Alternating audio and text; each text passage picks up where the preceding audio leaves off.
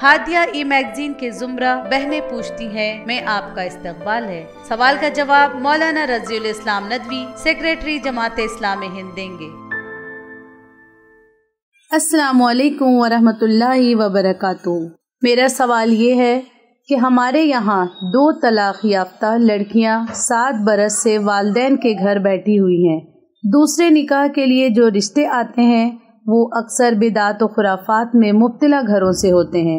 ये बात जानते हुए क्या हम इन लड़कियों का निकाह वहाँ कर सकते हैं? वाज़ेह रहे कि इनके भाइयों का निकाह हो चुका है और वालिदैन बूढ़े हैं। बिस्मिल्लाहिर्रहमानिर्रहीम। ज़रूरी है कि बच्चों के बालिग होने के बाद जल्द अज जल्द उनके निकाह की फ़िक्र की जाए।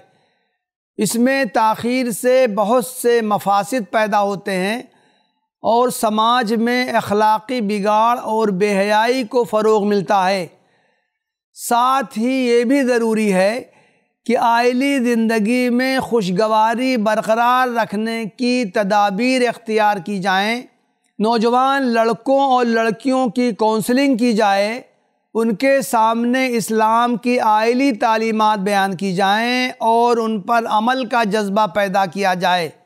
सही तरबियत न होने की वजह से निकाह के बाद बहुत जल्द शिकायत पैदा होने लगती हैं और तनाज़ात सर उभारते हैं, यहाँ तक कि अलहदगी तक की नौबत आ जाती है। इस मामले में उमूमन लड़कियां ही खसारा में रहती हैं।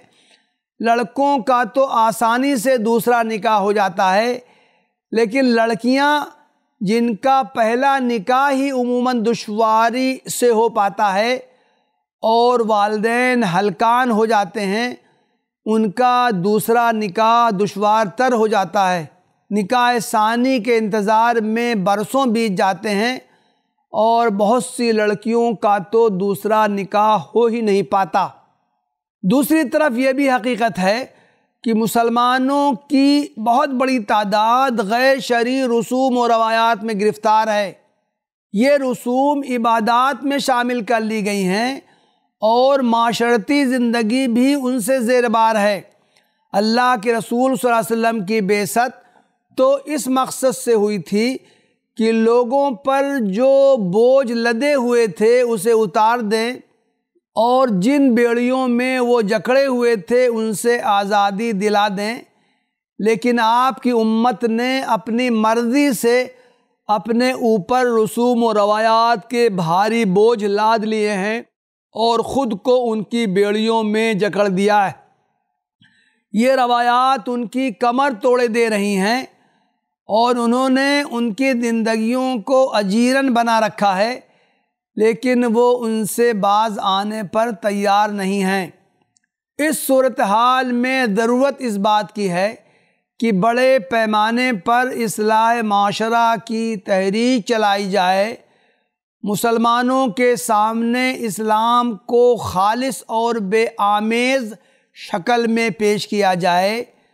उन्हें गैर शरई और मुसरफाना रसूम तर्क करने की तलक़ीन की जाए और बिदात व खुराफात की शनात बयान करके उनसे इज्तनाब करने की ताकीद की जाए। निकाह के मौके पर दीनदारी को तरजीह देनी चाहिए। ख़ास तौर पर लड़कियों के लिए ऐसे घराने का रिश्ता तलाश करना चाहिए जहाँ वो पाकीज़ा और खुशगवार ज़िंदगी गुजार सकें और दीन के तकाज़ों पर अमल करने में उन्हें कोई दुश्वारी न हो। लेकिन अगर कोई ऐसा मियारी रिश्ता न मिल पा रहा हो तो उसकी उम्मीद में लड़कियों को घर बिठाए रखना दानिशमंदी नहीं है।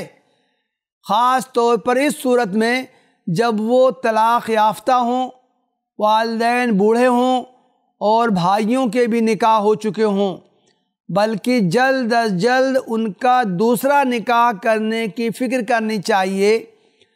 अपनी लड़कियों को ऐसी तरबियत देने की कोशिश करनी चाहिए कि वो जिस माहौल में भी पहुँचें वहाँ न सिर्फ दीन पर कायम रह सकें बल्कि अपने मस्बत असरात डालने में भी कामयाब हों। इस सूरत में उम्मीद की जा सकती है कि वो लड़कियां जिन घरानों में पहुंचेंगी وہ اگر کچھ بدعات و خرافات کا شکار ہوں تو ان کے ذریعے ان کی کچھ اصلاح ہو سکے گی اور وہ پاکیزہ زندگی گزارنے کے قابل ہو سکیں گے۔ وآخر دعوانا ان الحمد للہ رب العالمین۔